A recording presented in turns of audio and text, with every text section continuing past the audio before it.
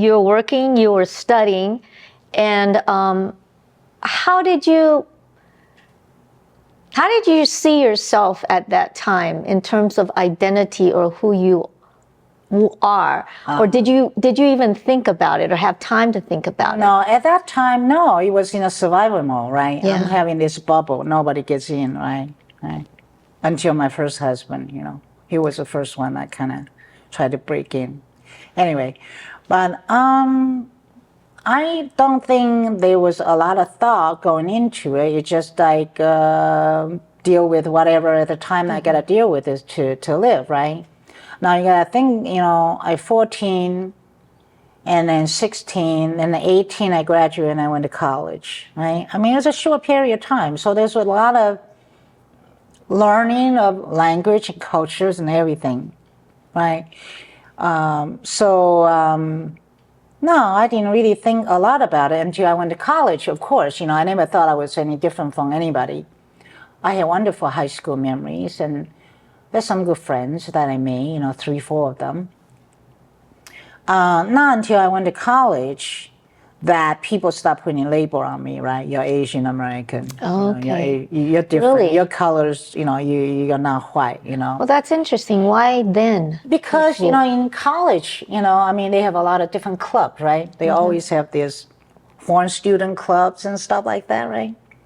And so there were a lot of the Chinese, student association, like recruiting and stuff. And I think at the time, I don't know, unconsciously or consciously, I don't know, I always try to stay away from the Chinese student because I feel like, well, I'm here, I'm American now. I want to be American, so I want to act like American. So I want to stay away from there. I don't want to have anything to do with them. And maybe unconsciously, it's like I didn't want to associate that with my roots. Okay, so at that time you're American and you wanted nothing to do with being Asian at all. Yeah.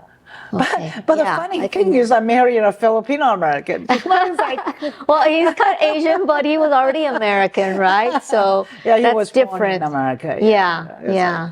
That was a pretty confusing period. But I mean, that was that. So I stay away during college. I try to stay away. And I tried to push away my roots, my Taiwanese root, because I think it's because of that bittersweetness, feeling like how dare you, sort of discard me, And so I left. So I'm gonna be here now. I don't want to be part of that, that kind of feeling. Right. So that went away. That went along for like my college years. And then until I entered the workforce, and that's when I started learning how to be active, social activism, because Vietnam War was on at the time, sit-ins and protests. 60s, right? Okay, so you were active in that? I got to sit in and protest and march, and I lay on the railroad track with my fellow students in the middle of a town to prevent the weapon being transported on a train to Oakland. Oh, yeah. Well, was it because, because I often wonder about activism. I mean, I never really actively participated in those, but a lot of times nowadays, I hear about it, and I wonder back then, is that at the time that you did that, did you really understand the situation, and did you really believe in what you were doing, or was it just going along with the crowd? I think it was more like going around with the crowd at the time, at that particular time. All right. Right. But I think when I marched with Cesar Chavez, the labor movement, when you're trying to unionize the farm workers, I think I could identify that quite a lot more because of my farming background from the farm here. Right.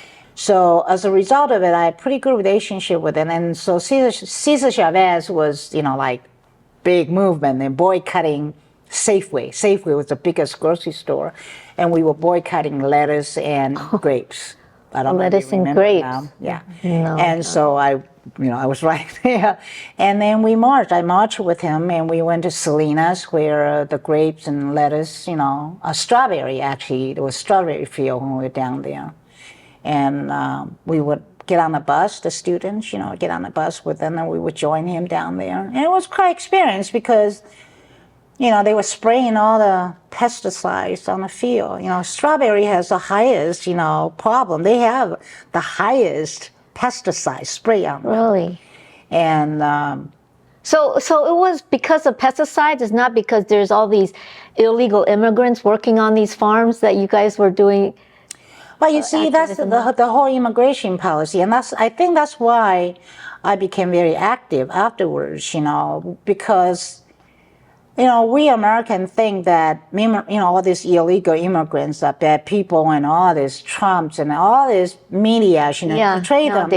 It's absolutely not true. So I remember going down to the border a couple of times between San Diego and Tijuana. And when you walk in there, once you cross the bridge, you can see all the signs from corporate America, the agricultural corporations, recruiting for all these Mexican Americans to come to the United States to work. And the sign said, want a good life in America? We'll sponsor you for job, right? For 2 years, and they will get them to have the work permits and all that stuff. They can bring their family, all that stuff, put them up in the shacks, charging them for money, no water, no running water, no electricity, no toilet, right? And they want so much to have a better life for their children, so they all sign and come. But the problem with it is after 2 years, the work permit is up, and they no longer need them anymore, they don't take them back to Mexico. They just leave them and say, well, you take care of yourself. And so as a result, we got all these so-called illegal immigrants got stuck in the United States. So we don't want to talk about those ugliness of money-making, corporate firms, right? And so I think that's why I was so committed.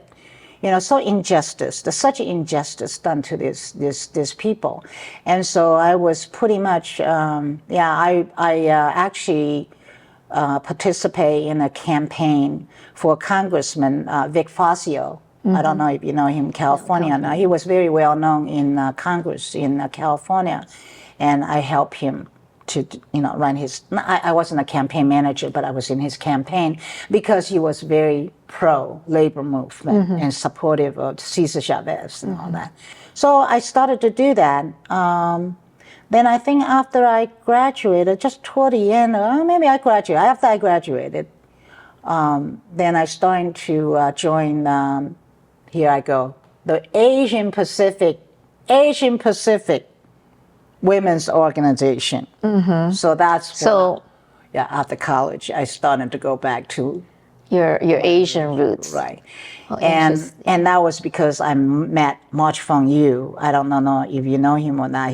She was the first female Secretary of State for California, but was also the first Asian woman in the state of California to be elected as a Secretary of State for many, many years. Wow. So I was fortunate to meet her. And so she introduced me to another organization called Women in Politics in California.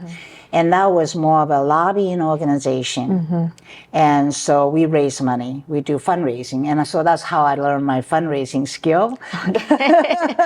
Everything in life, you learn something. And I had to get myself out of the shyness, my broken English, all this heavy accent, oh my gosh, But that's when I learned quite a bit about public speaking, push myself out there to learn how to speak because I had to go raise money.